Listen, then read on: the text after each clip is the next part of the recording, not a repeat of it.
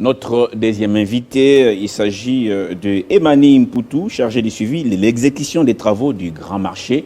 Oui, c'est Grand Marché qui a été démoli, les vendeurs ont été délocalisés. Ce sujet a fait couler beaucoup d'encre et de salive à travers la ville de Kinshasa. Et nous en parlons avec notre invité. Bonjour et bienvenue. Merci, bonjour à vous. D'abord, est-ce que vous pouvez faire un rappel? Qu'est-ce qui a été décidé par rapport au Grand Marché tout au début? Lorsqu'on a vu les gens manifester, on a vu des gens mécontents. Le gouverneur Ngobila a délocalisé en créant d'autres marchés parallèles par-ci par-là, mais ça n'a pas enchanté les vendeurs. Qu'est-ce qui a été décidé à l'époque? En fait, merci pour l'invitation d'abord. À l'époque, ce qui avait été décidé, c'était le nettoyage du marché pendant la période de la Covid. Ouais. C'était ça, la première décision. Donc en 2020. Oui. Alors, durant cette période, on a réalisé qu'en fait, on ne pouvait pas l'assainir, ce milieu, parce que les magasins qui entouraient les lieux où les mamans vendaient normalement étaient construits sur les égouts. Donc, du coup, pour atteindre ces endroits-là, pour nettoyer, pour assainir ces milieux, il fallait casser. C'est comme ça qu'on va passer à la décision de casser, après évidemment la visite, comme vous avez suivi, du chef de l'État sur... qui est venu trancher un palabre qui était... oui, si on peut le dire comme ça. Ok. Oui. Et après ça, il fallait commencer les travaux. Quand on dit commencer les travaux, ça veut dire on voit, on est en train de construire et tout. De ce côté-là, la population ne comprend rien. On a détruit. Et pour faire quoi après? En fait, il faut remettre les choses en contexte aujourd'hui pour que les gens qui nous suivent puissent comprendre et retenir des choses une fois pour toutes. Quand le chef de l'État a décidé, après sa visite, qu'il fallait casser les marchés, cette décision du chef de l'État, il fallait la traduire en des actes normaux. C'est-à-dire, le chef a parlé, il faut maintenant mettre ça en exécution. Donc ça a pris un temps pour que cela soit fait. Le chef avait demandé à ce qu'on mette en place une commission aussi pour voir entre le marché, entre l'hôtel de ville et l'ancienne personne qui était là pour la gestion, le propriétaire de ces magasins, pour qu'on essaie de voir au niveau où on en était, qui devait à qui quoi. Cette commission a eu à être constituée et a commencé ce travail. C'est comme ça que les gens retiennent, ah, le chef avait dit qu'on casse, on n'a pas cassé, ou on a cassé, on n'a pas construit. Et comme j'aime dire parfois à Lingala, à d'autres frères, je dis, Zando Sika, et il faut Tongama Sika Zando Kale Zalaki. C'est-à-dire, le nouveau marché doit être construit, ou devait, si on parle de ce temps-là, là où l'ancien marché existait. Ça veut dire quoi? Ça veut dire qu'il fallait détruire celui-là, préparer les terrains pour qu'il soit prêt à recevoir le nouveau marché. Ça concernait l'entièreté du marché ou une partie? Non, non, c'était l'entièreté du marché. Mais il y a une partie toujours occupée par des vendeurs. Et là, non, ça va attendre quoi? Non, non, non. Aujourd'hui, sur les 4 hectares qui constituaient le marché central de l'époque, il n'y a personne. Il y a les travaux. Enfin, il y a des gens qui font les travaux. Et les gens que nous avons tout autour sont ceux qui sont là pour que le gouverneur avait pris un arrêté pour créer un marché de crise. Et ce marché de crise, c'est le marché qui existe tout autour de la palissade qui prend les 4 hectares de l'ancien marché central. Les officiels congolais ont pris l'habitude de lancer des travaux pour bénéficier de quoi? Applaudissements, être à la une des journaux, et après, on oublie. Les inaugurations sont très rares que les lancements des travaux. Aujourd'hui, les vendeurs de ces marchés s'interrogent, les Quinois s'interrogent. Finalement, qu'est-ce qui est prévu? Ces travaux prendront fin quand? Vous avez détruit, oui, c'est bien beau. Qu'est-ce que vous attendez pour construire? Et ça va prendre fin quand? Si vous avez une date de l'inauguration du nouveau marché, c'est l'occasion de le dire sur ce plateau. Alors, je voudrais ici profiter de l'occasion pour répéter un peu. Le marché central, ce projet avait des phases. La première phase, c'est la phase qui constituait à détruire le marché, à démolir l'ancien marché.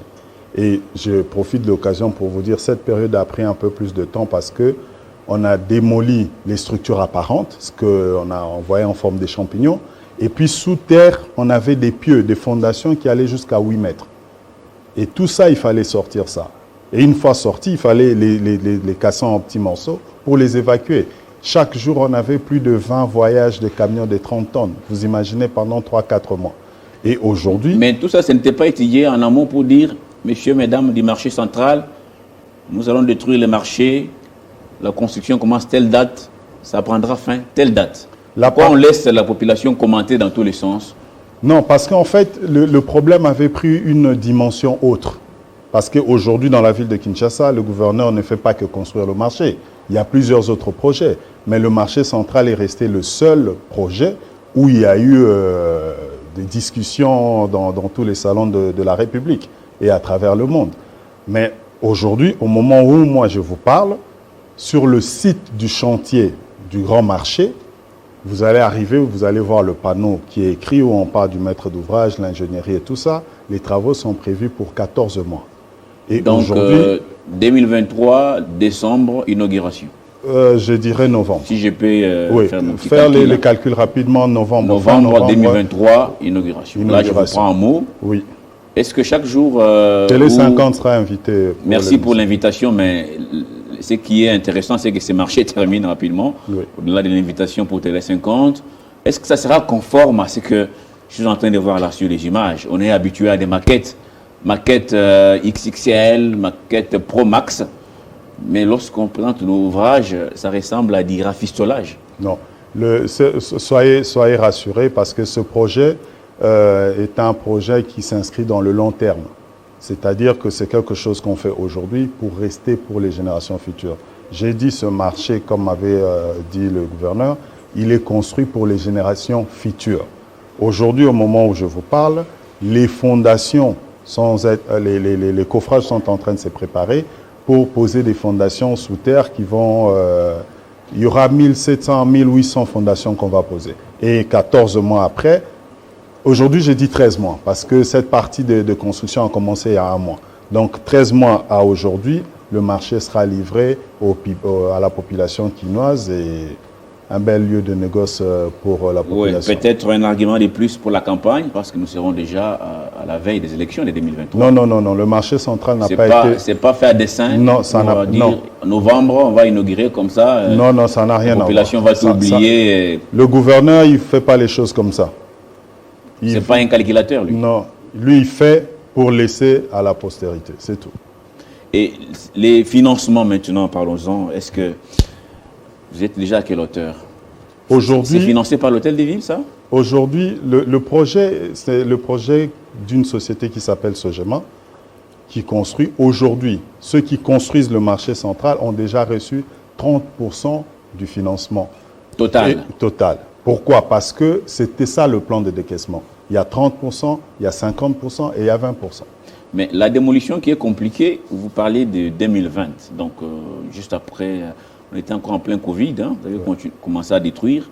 La démolition qui est simple a pris plus de 14 mois. Comment pensez-vous que la construction et les travaux de finissage prennent 13 mois? C'est pas de l'utopie, ça? Non, Monsieur Crispin. Démolir, parfois les gens pensent que c'est facile parce qu'on démolit en désordre.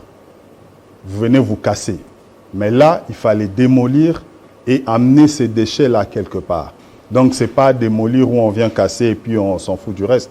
Il y avait un travail planifié, organisé et ça a pris le temps que ça a pris. Et puis, comme vous dites, les problèmes de Covid n'ont pas aidé. Et aujourd'hui, avec la crise de l'Ukraine aussi, ça n'a pas aidé à ce que les choses puissent... J'espère que ça ne vous empêchera pas, si Poutine continue à bombarder en Ukraine, ça ne vous empêchera pas d'inaugurer votre marché en novembre 2023. Non. Tout à fait. Alors, comment va se faire finalement la réintégration de ces vendeurs, ceux qui sont partis? Le marché sera métamorphosé. Est-ce qu'on saura qui était où, qui faisait quoi et tout? Alors, je profite de l'occasion ici de votre chaîne pour lancer un deuxième appel que j'avais déjà lancé sur les médias. L'administrateur du marché est instruit à refaire une nouvelle identification. Pourquoi? Pendant que les gens étaient aux alentours du marché, on a réalisé qu'il y avait encore de nouvelles personnes qui sont arrivées. Aujourd'hui, il y a un travail qui se fait de recenser, d'identifier toutes les personnes qui étaient usagers de ce marché. Pour que le moment venu, qu'on ne soit pas dans la précipitation, qu'on ne soit pas dans la bagarre des « moi je vais me mettre où je vais être ». Les pavillons on parle avec des chefs de pavillon, ceux qui vendaient les haricots, le riz, vont se retrouver dans un endroit où c'est prévu pour eux. Ils ont des listes où c'est maintenant, ça sera un peu du tâtonnement pour dire prenons X, prenons Y. Non, non. Ou vous allez amener vos propres vendeurs pour les favoriser. Bon. Non, non, on n'est pas dans cette manière de voir les choses. Quand on veut construire pour le long terme, on se prépare. Les chefs de pavillon qui me suivent savent ce que je leur dis tous les jours. Ils doivent être organisés. Parce que j'avais dit, on ne devrait pas être dans un nouveau bâtiment avec des anciennes habitudes. Sinon, ça ne marchera pas. Donc aujourd'hui, les gens sont recensés, identifiés un peu plus tous les jours pour que demain, une fois l'édifice est prêt, que chacun trouve un petit espace pour son... Le nouveau marché aura la même capacité d'accueil que l'ancien marché? Non, sinon on n'aura pas résolu le problème. Ce serait quoi la proportion? Aujourd'hui, on est en train de bâtir sur 80 000 mètres carrés.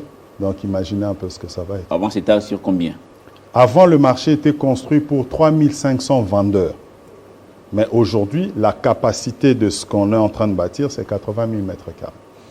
Tout à fait. La dernière question, avant de nous séparer, beaucoup pensent que les embouteillages monstres, vécus notamment les soirs pour rentrer chez soi, vous quittez les bureaux tels que nous sommes ici pour arriver chez vous, même si c'est sur 5 km, vous devez mettre 2 heures. C'est aussi causé par les grands marchés ici, qu'on appelle Zando, par des Quinois, parce qu'il y en a qui viennent de Tchangou, qui viennent de Mobutu pour vendre ici. Pourquoi ne pas créer des extensions pour absorber un peu les flux des personnes qui viennent ici? Le projet, le gouverneur, quand il a présenté son plan de gouvernement, il en avait parlé. Mais le plus grand challenge aujourd'hui, c'était le marché Zando, parce qu'il y avait tellement de problèmes. Et le modèle que nous sommes en train de construire aujourd'hui, c'est le modèle qu'on aura à répliquer dans d'autres parties de la ville. C'est dans le plan du gouverneur.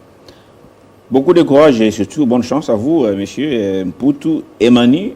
Donc, on croise les doigts. Vous avez dit novembre 2023, inauguration du grand marché central de Kinshasa ou de notre Zando. Zando. Moi, je préfère dire Zando. Merci, merci beaucoup.